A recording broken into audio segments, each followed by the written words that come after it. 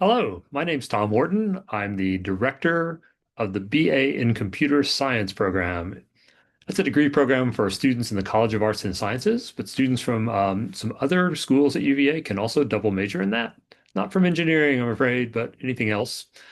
This video is kind of an information or orientation session for new students arriving at UVA in the summer of 2025. Although if you're watching this later than that, you'll still get some useful information out of it. So I want to welcome you if you're just arriving to UVA. And my goal today is to give you some information about the computer science major and the minor in general, and also talk about students who know they want to declare computer science and what they might do next. There's some special slides at the end for students who are transferring to UVA from another school. So stay tuned. We'll get to all that information. I've got a slideshow I'm going to share with you. And the first thing I want to point out is I've got this QR code that's sitting there on several slides, and it's going to point to our advising website. The Computer Science Department has put together a really nice advising website that has a lot of information for you, and I'll show you that, in fact, later on. We're excited that you're thinking about studying computer science at UVA. And so I want to point out that this is not a presentation for students who are enrolled in the School of Engineering and Applied Science. This is all about the BA degree in the College of Arts and Sciences. So again, some of you may be from education or architecture thinking about a double major, but probably most of you are enrolled in the college.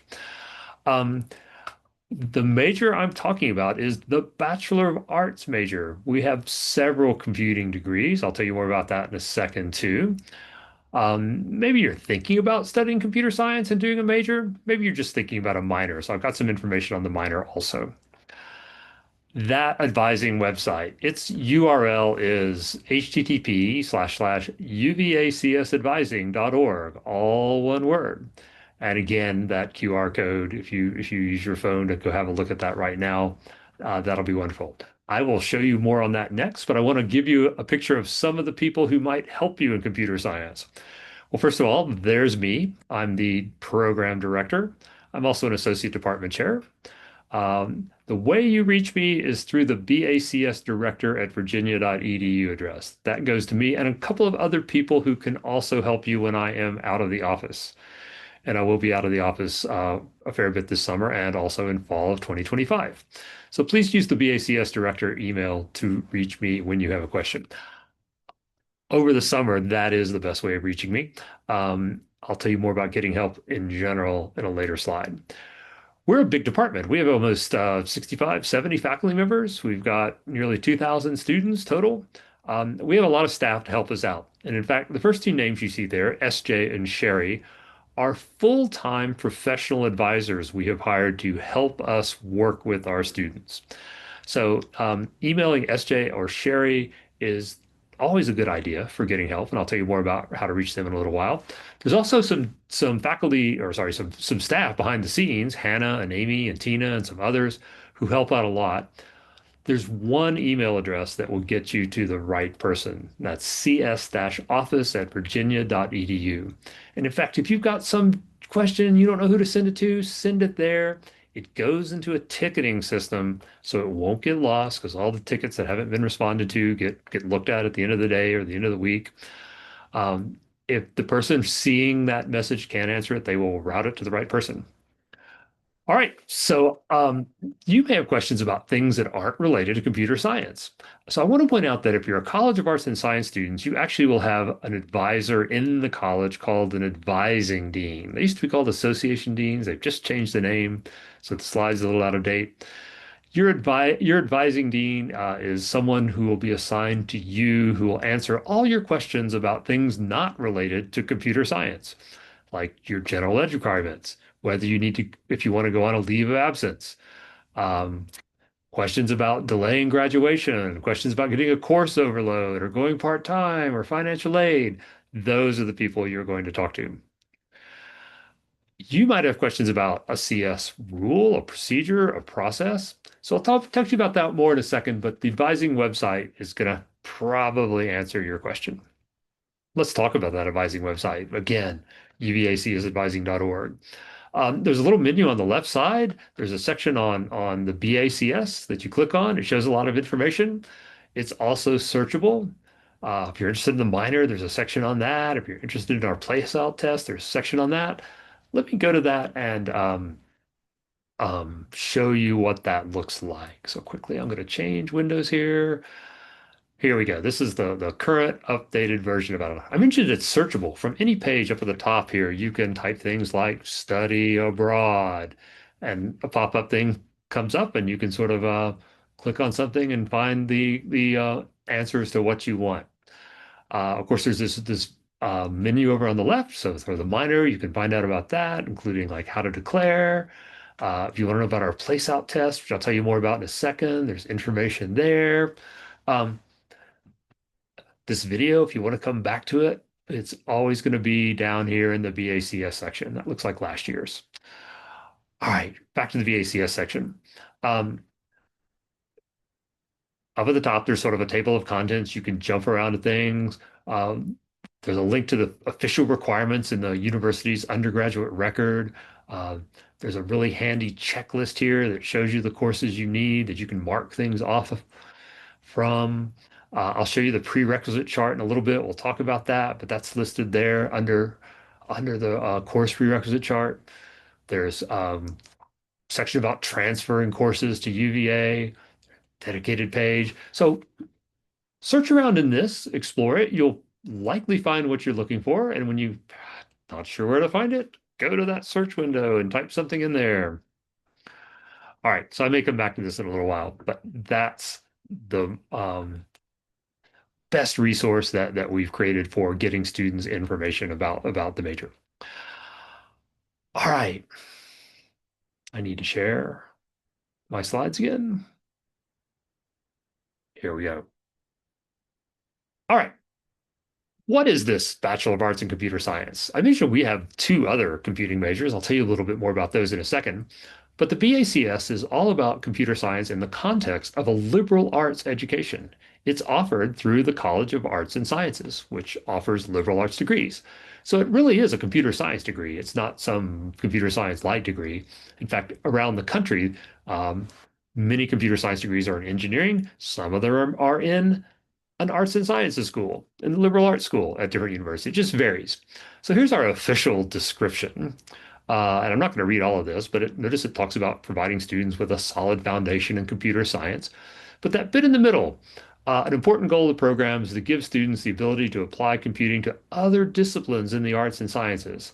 So the idea of studying CS in the context of a liberal arts education is what distinguishes the BACS from our engineering school degrees.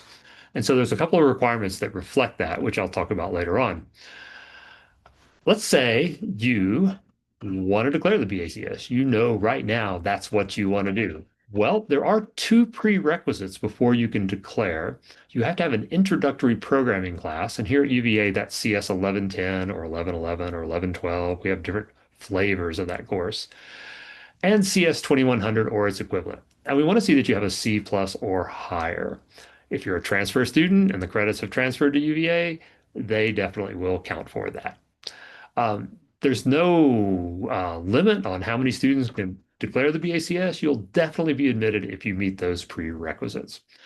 If there is a low grade, like let's say you did take CS 2100 here and you got a C or a C minus, we'll have a conversation with you. And back during the COVID time, some people got credit instead of a letter grade. Um, we'll talk about that. That's fine if you got that credit.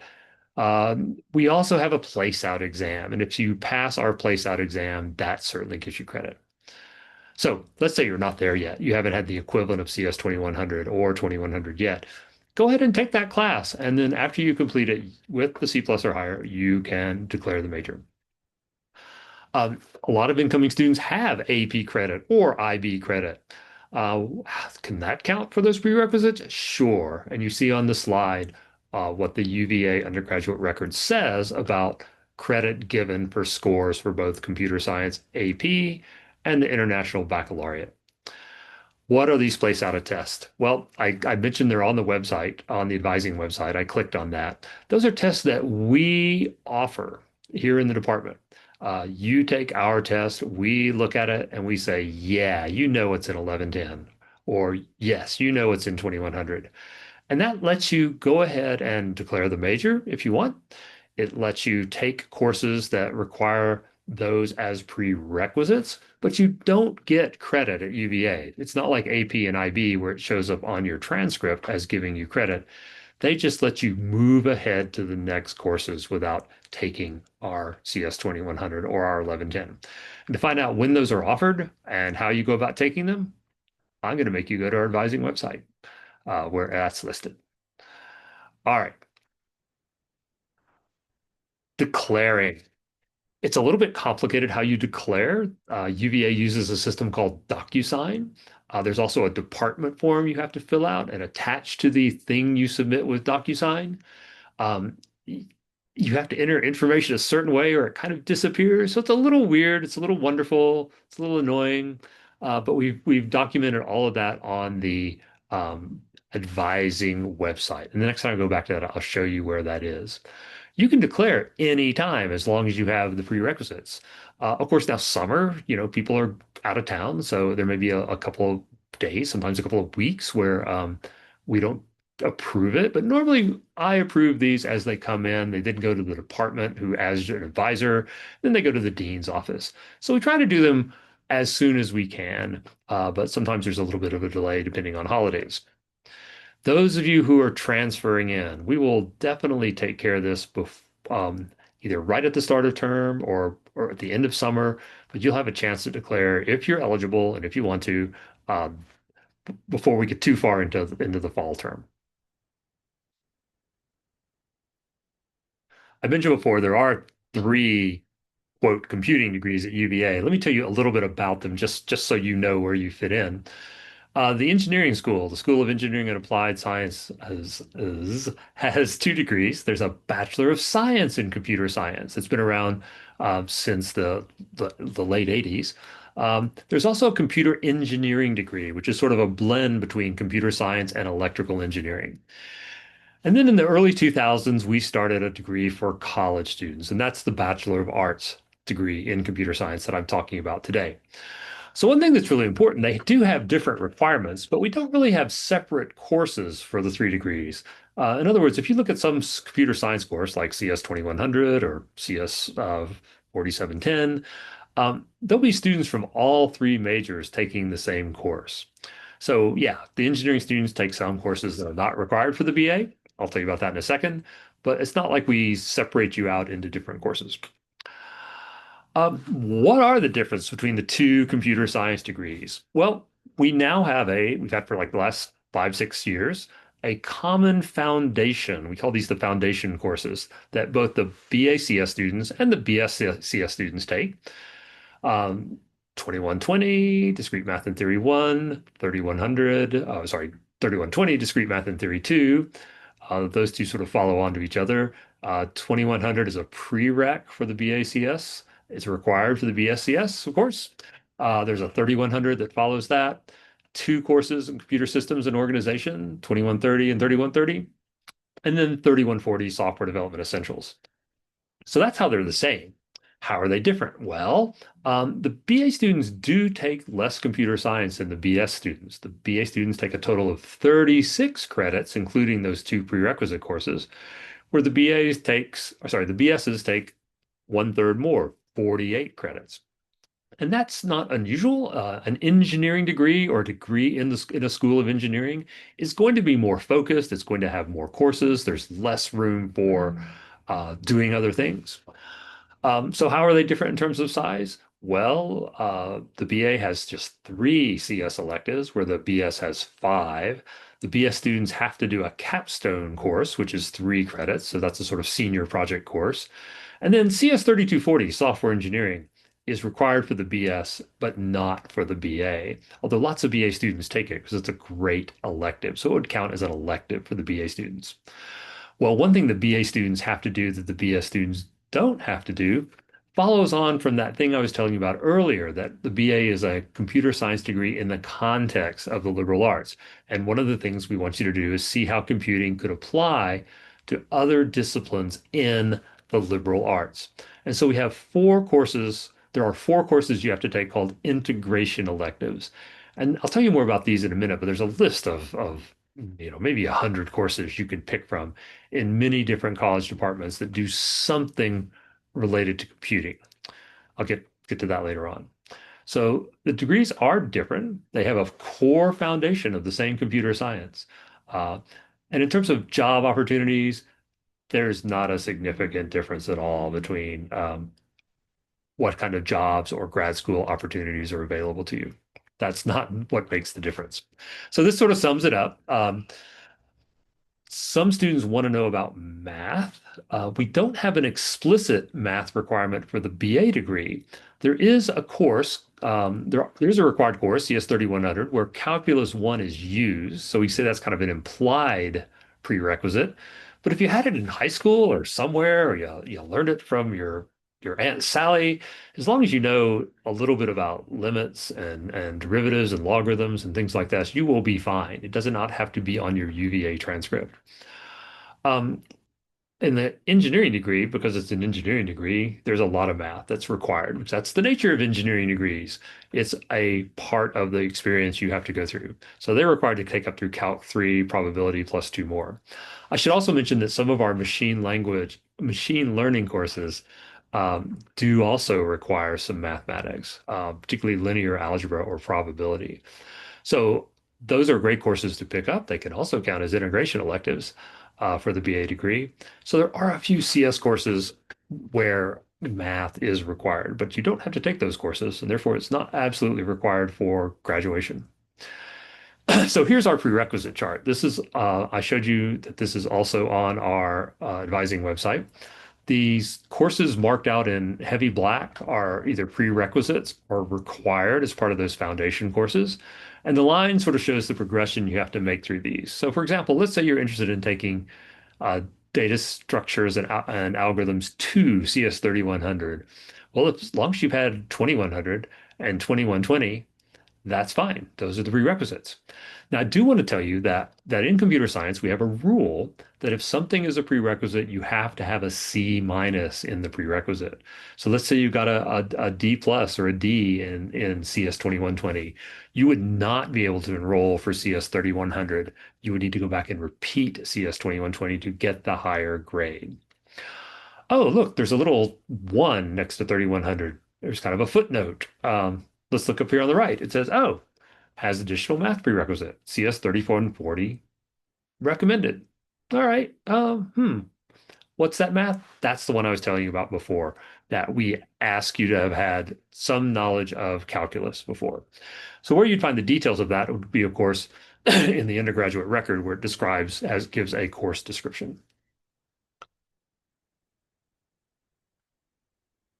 Right. What about all these course numbers that aren't in boxes? Those are electives. We offer a zillion electives, probably more than any other department in this School of Engineering. So let's say you've come in, you've got a few computer science courses, you want to think about an elective, but you've only had 2120 or 2100. Well, you can do 3250 software testing or 3205 human computer interaction. What if you haven't had 2120, but you have had 2130? Well, you could jump into 3710 cybersecurity. So lots of electives. 3140 software development essentials. The word essentials are in there because we teach a lot of practical skills about coding and testing and things that other courses use later on. So that course is a prereq to a lot of our electives. And for that reason, we really urge students to try to get that as early in their career as they can. All right. So that's a lot about the major. Let's have a quick word about the CS minor in case you decide the major is not for you. There are six courses. Actually, I think this is different now. I think what's changed is that this first one is a prerequisite. It's not actually required. So if you test out of it or take the place out exam, I think you're fine. Again, if you go to our advising website, it'll have all the details about that. I don't think I've updated this slide this summer. But it's once you've got that prerequisite course, there's five more courses you have to take. Four of them are sort of our early foundation courses. DSA 1, Discrete Math and Theory 1, Computer Systems Organization 1, and Software Development Essentials.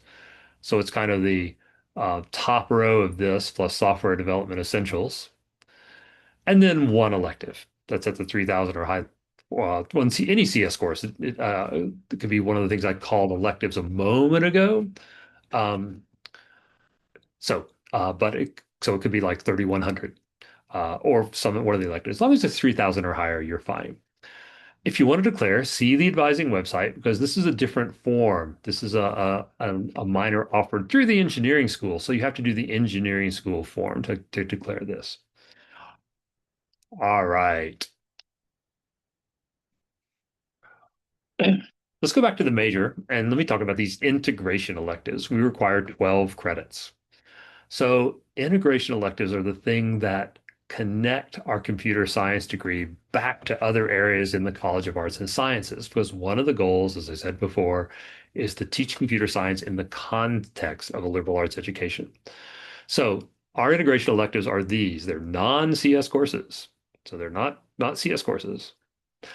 They contribute to the degree by exploring applications of computing to fields in the arts and sciences in a significant way, or by providing fundamental computing depth and background. And these are always offered, well, almost always offered by other departments in the arts and sciences school in the college. Um, what counts? Well, this is where things get complicated. There is an official list of about 95 courses, and I'll show you that on um, the advising website in a second. I'll show you the link. But new courses come out. The college will offer, some department of the college will offer a special topics course, and our official list can only have permanent classes. So we have some courses that are not on the official list, but could still count. And I'll show you where you find those in a second. Do they really have to be in the college? Could they be in engineering? Could they be in data science? Could they be in education? Could they be in commerce? Not usually. There's a few exceptions, which I'll talk about in a minute. And if we do give you an exception, like let's say we let you, you can take, for example, the engineering school's probability course instead of the college's probability course. If you do that, that's fine, but we only let you have 3 credits of that out of the 12 that can count there. So no CS courses can count. And oh, by the way, no non-CS courses can count as a CS elective for that requirement. So let me go to the advising website and quickly show you about this. And I'm spending some time on this now, mainly because this is the thing we get the most questions about. It's the hardest, most bizarre thing, most complicated thing in the major. So here it is under BICS information, you see integration electives. Um, every semester, we create a special page that gets updated regularly that shows which ones are being offered for fall. Because I'm going to show you, before I do that, let me sort of show you the official list. The official list is in the undergraduate record. Where can I find the official list?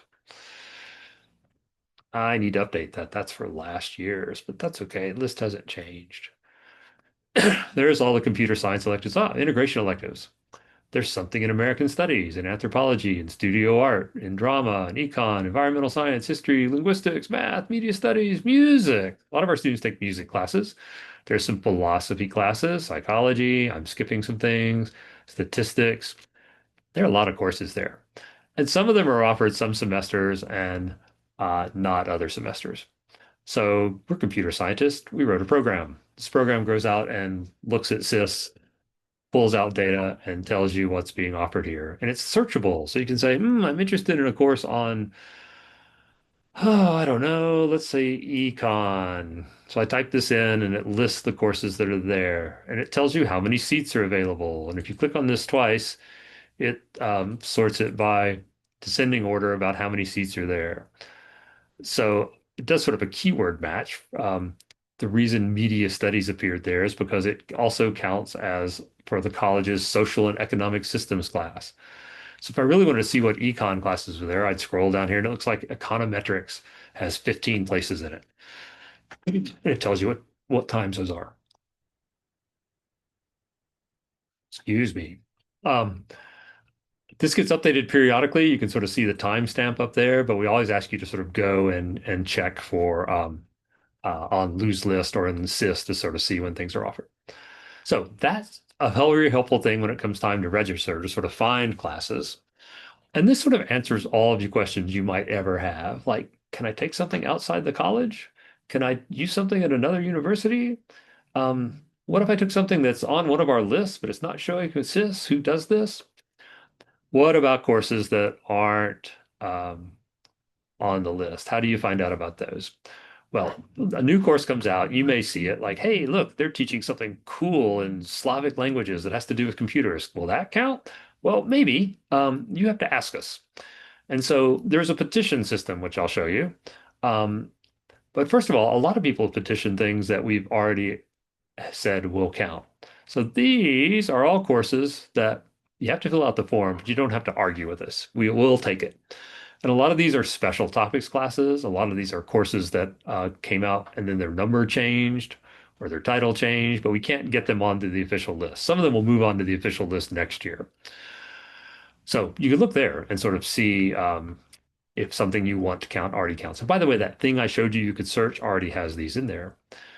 Some people have asked for things to count, and we've said no. Like mission to Mars, astronomy 3450. Someone wanted that to count, and we said, sorry. We looked at it and decided we couldn't. Some of the things that the college has rules about. And so don't bother petitioning about these because we will not take them. And then I keep mentioning this petition thing. It's down here at the bottom. You click it, you add your name, you tell us if you're a major, you tell us the course, tell if it's already approved. It's pretty straightforward. And then someone looks at that and we tell you yes or no. Okay, so I don't expect you to remember any of that really, but when you do have a question about integration electives, you will know where to go look on our advising website. All right, I want to say a few more things, and then get to the information about transfer students. We are a big major. We have grown a lot over the last 10 years, 12 years, as shown here. Back in 2013, 2014, we graduated, 217 students in one year. Just last 2 weekends ago, we graduated 763 students. Well, that's for last summer, fall, and spring. But the number of BA graduates, it's the largest of our three computer programs, larger than the engineering program, and definitely larger than the computer engineering program. Oops, go back. Um, as you can see, the rate of growth has been pretty high. It's going to tail off here. Enrollments are beginning to drop early on. There's still jobs in computing, and there certainly will be when you graduate. But right now, we're in a bit of a dip. But after all this growth for all these years, a bit of a dip won't do anyone any harm, I don't think.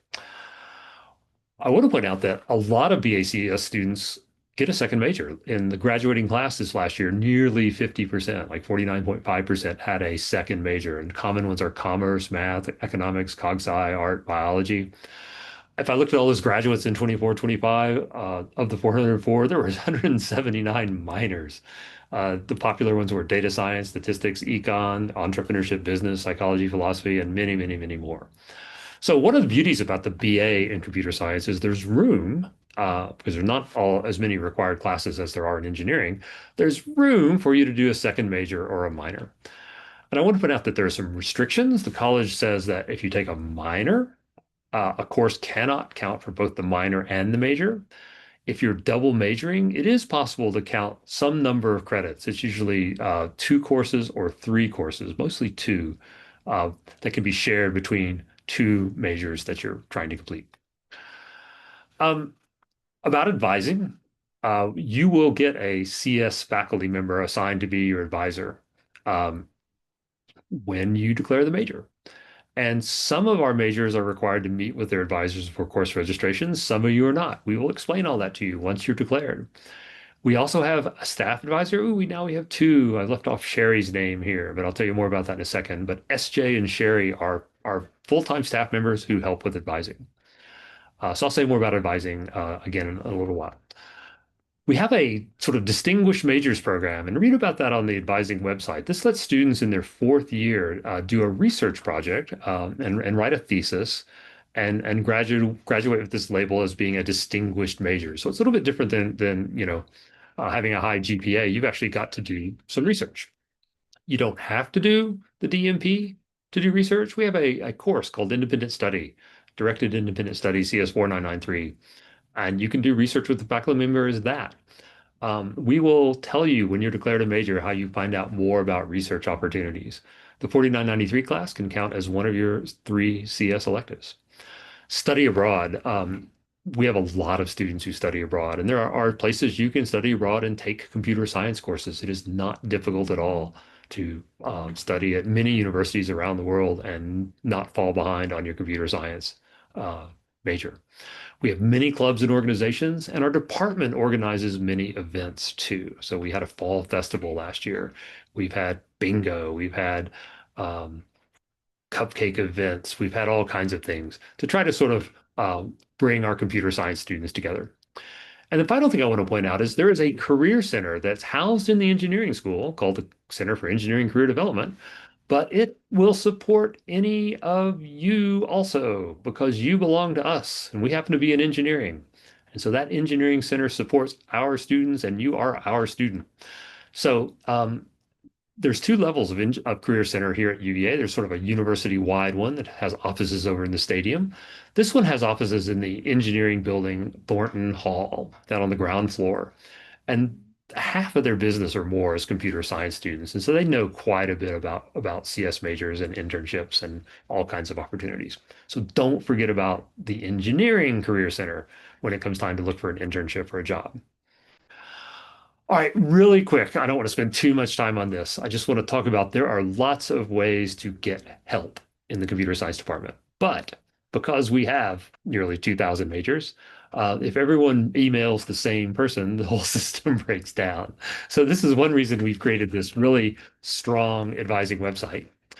Um, but some other common things students sometimes want to know is, hey, can you meet with me to go over my courses to see if I can graduate? And the answer is, you can do that yourself anytime with Stellic or SIS. They are created to have these reporting tools that check courses. Uh, if you came to see me, that's what I would do. I would just pull up that report. I don't know anything more than they do. So that's not something you should really ask us. Check out what the tools tell you, and then if you have a question, of course, follow up. If you have something related to computer science, I'll tell you about your faculty advisor in a second. But another thing we've done to try to make advising work better is we've hired students to serve as sort of student advisors. We call them ambassadors, but they're trained in advising and they sit on the fourth floor of Rice Hall during the fall and spring semester. They're there pretty much all day, Monday through Friday. And so going to them for a question is never a bad idea. They are fellow computer science students. If they don't know the answer to something, they are trained to find out, to send you to the person who does. And of course, if you have some bigger stranger question, your PACS program director is the one to talk to. Um, but if it's not about computer science, your advising dean in the college is the person you should see. And that goes for general ed questions, college policies, all these kinds of things. I've mentioned the Career Development Center. Uh, for study abroad, our advising website has some information. You will have to get courses approved. And this slide sort of tells you who to see. It's not necessarily me. If it's a computer science course, it's Professor Rice. See the advising website for full information. One of the reasons we hired Sherry and SJ to be full-time advisors is sometimes there's questions students have, issues they're going through that, faculty are not necessarily the best at answering. I'm struggling with something. I'm not sure CS is what I want to do. I'm having trouble. I think I just need someone to talk to. If there's something like that going on in your life, we have the people to help you out, and they have connections with all the resources on the university. Sherry and SJ are not computer scientists. They are trained with advanced degrees in student support, um, and they are there to handle things for you.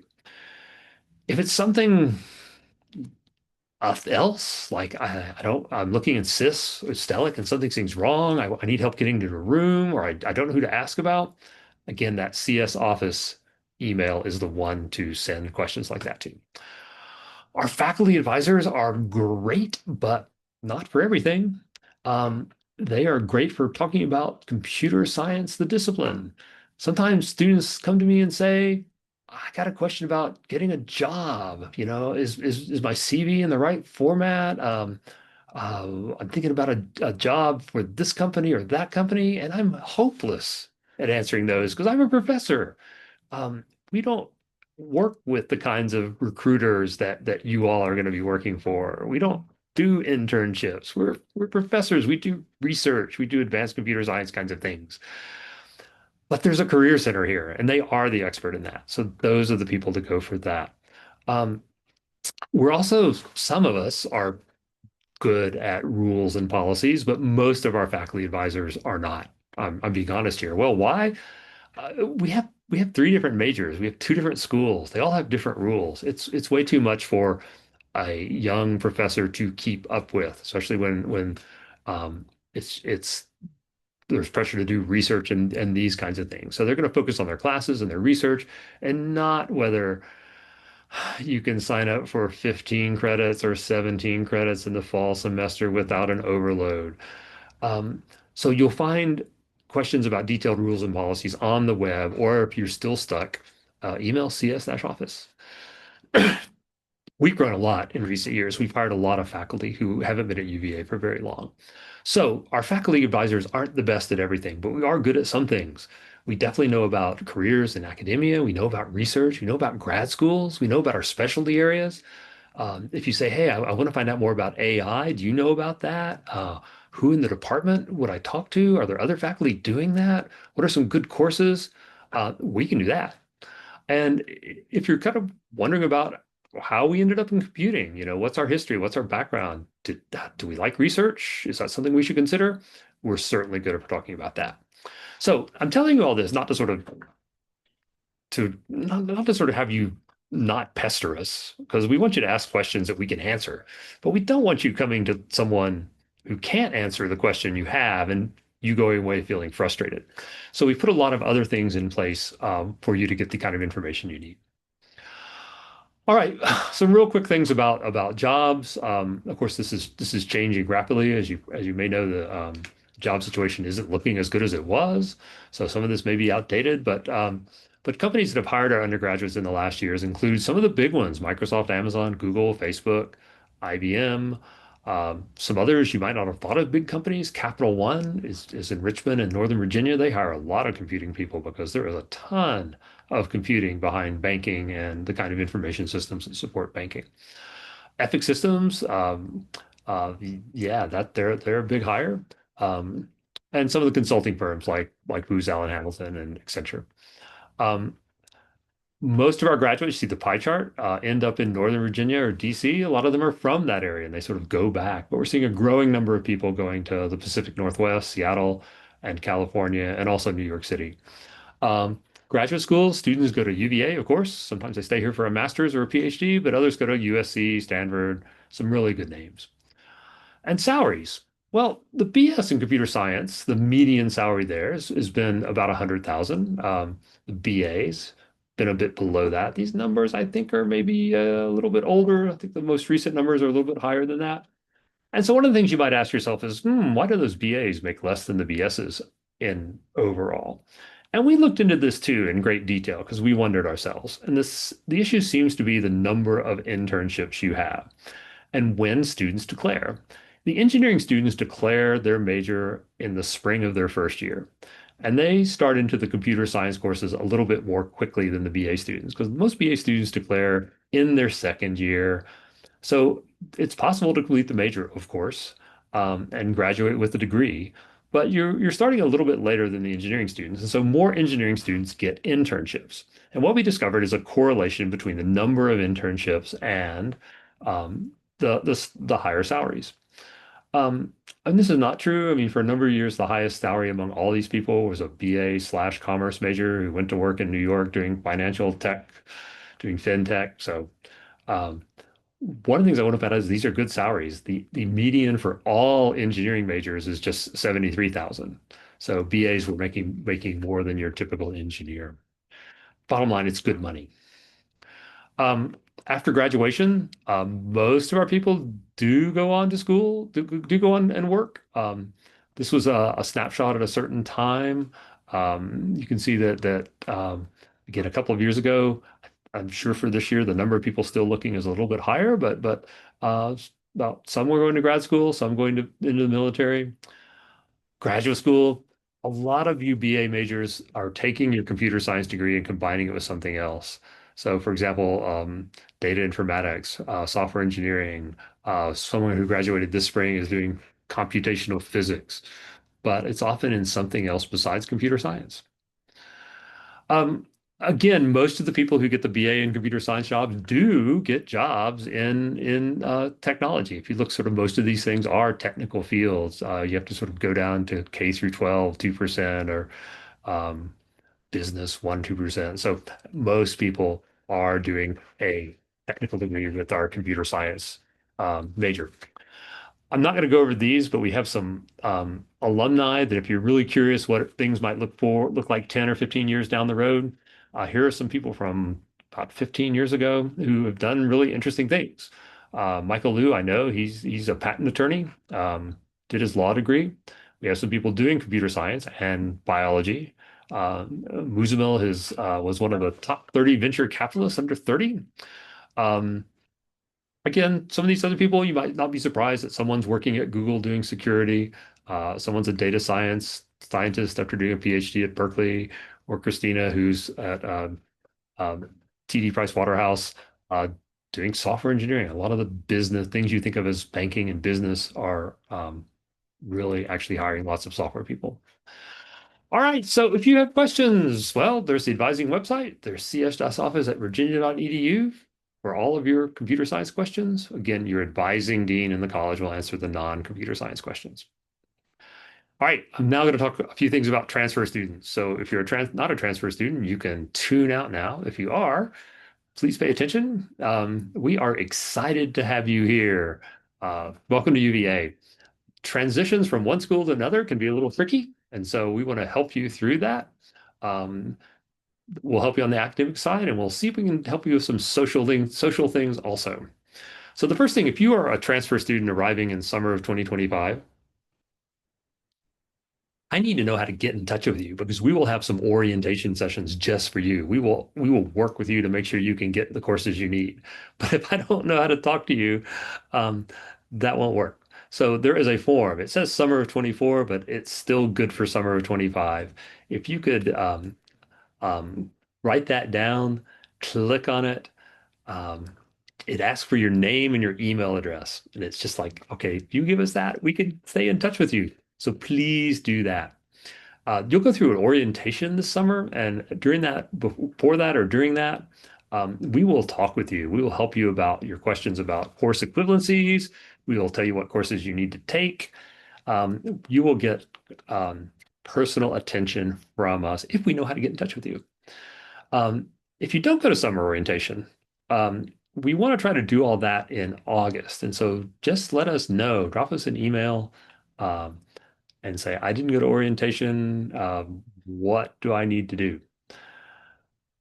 Do this before classes start. It says no later than the week before classes start. We want to sort of make sure you're in the classes you need. And finally, something new this year. The college has asked us to have an open house for transfer students on Monday, August 25th. That's the day before classes started. We will have sort of a 1 hour session where we'll meet with you all, make sure everything's well. If you haven't done the major declaration form, we will help you do that. We're still working out the time for that. So again, if you fill out that form, we will know how to let you know. You might be watching this later on, and maybe you're transferring in for a spring semester. And so um, spring transfers sometimes fall through the cracks, and we do not want that to happen. So please email the program director as soon as possible before you arrive so that we can help you get into CS courses you need. All right, so let's say you've had 2 years at a school, community college or some other school, and maybe you haven't done much computer science, and you're worried, can I do the computer science degree in the last 2 years? Well, if you've had 1110 and 2100, the equivalents of those, that's great. You are not going to have a problem. What if you only had one of those, 1110? Well, you could take 2100 this fall and another CS class, and it is still possible to finish the BA in computer science in your final 4 semesters. Now, the college wants you to have a major declared your at the very beginning of your fifth semester, the fall of your third year, and we won't let you declare CS until you've had 2100. So you have to do what's called a deferral. It's not a problem. Um, but you may find out in that class that computer science isn't really the best match for you. You don't like it, it doesn't like you. So we really encourage students who are at that point to sort of have a plan B. Think about another major you might do and also take courses that would work for that. Okay. Um, so here's a possible schedule of courses. I'm going to just leave this up here and not say too much about it. But this shows you if you've only had one CS class, it is possible to fit everything in the remaining 4 semesters. It's a little bit busy, and you're going to be doing 3 CS classes, your both semesters of your last year, but it's definitely possible. If you're coming from a community college here in Virginia, there are equivalencies for a lot of our courses, and we'll sort of show you that on a table next on the next slide. Um, and so some students get credit for 2100 and get credit for 2130, but they're a little nervous. They say, I took it at this school and the instructor wasn't very good. I don't feel like I learned anything. There's no harm in repeating those. Um, and that's maybe not a bad idea if you're really nervous. Um, so that's one of the things we talking to you about during the summer. That's one reason we want you to give us your name so we can contact you, so we can have these kinds of discussions. Place out test. Those will be done uh, before the fall semester starts, but I want to sort of tell you that the place out tests are graded by faculty, and most faculty don't work in the summer. Most faculty have 9-month appointments, and so we will not sort of get you those results immediately. It may be closer to the start of the semester before that. What about non-computer science classes or classes that don't come from a Virginia community college? The college has this transfer equivalency analyzer. Um, and again, you'll find this if you look for transfer courses on our UVACSadvising.org website. You'll find a link there. But again, one of the things we'll do in the summer is that I or someone will work with you to sort of figure out what course you took at Central Arizona Technical University and what it would count for here. Okay, so we will work through all that. I mentioned community colleges. The courses that are most common are CSE 221, 222, and 223. 223 is the equivalent of our 2100 class. And so if you've had that 3-course sequence, that's the equivalent to our 2-course sequence, 1110 and 2100 here. CS on the CS 2130 side of things, it's a little kind of weird. If you've had CSE 215, you've had most of what we did in 2130, but not everything. So we'll talk about that when I meet with you this summer, when I Zoom with you or email with you.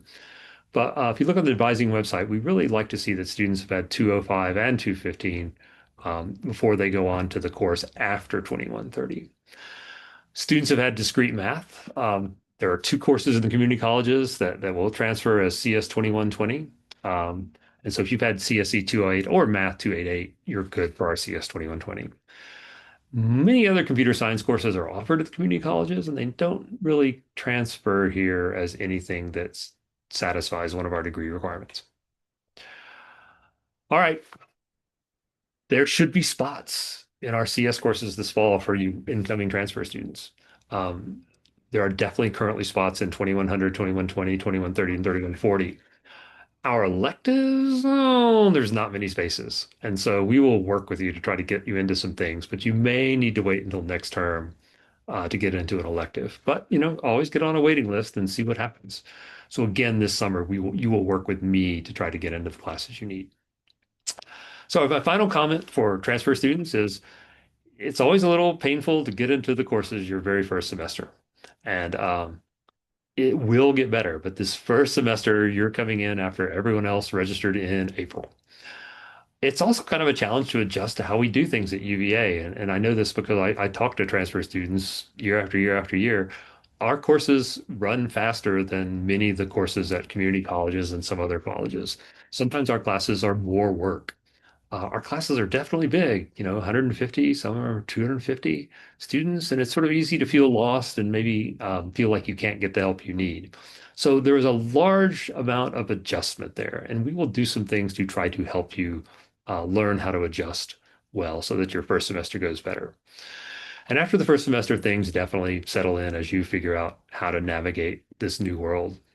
But one thing we want to tell you is don't be afraid to ask for help. Instructors are willing to help. Of course, when there's 250 students in a class, it's a little harder, but don't be shy. Go to the instructor. We have a large number of TAs for these large classes. And the TAs are students like you who are really interested in helping students. So don't be shy. If you do have problems, contact one of our staff advisors. Do not hesitate to sort of get in touch with an advisor at cs-office@virginia.edu, or you can talk to me or your advising dean in the college. All right, so that is the last thing I was going to say. For you transfer students, we're excited to have you here. Welcome to UVA. Be sure to, and I'm going to go back to that address because I definitely want you to let me know who you are. So that address, be sure to put your name and email address there so I can get in touch with you so we can get you advised over the summer. Okay. Thanks for watching this. I hope your summer, the orientation and everything else you're doing this summer goes well, and we look forward to seeing you and talking to you later. Take care.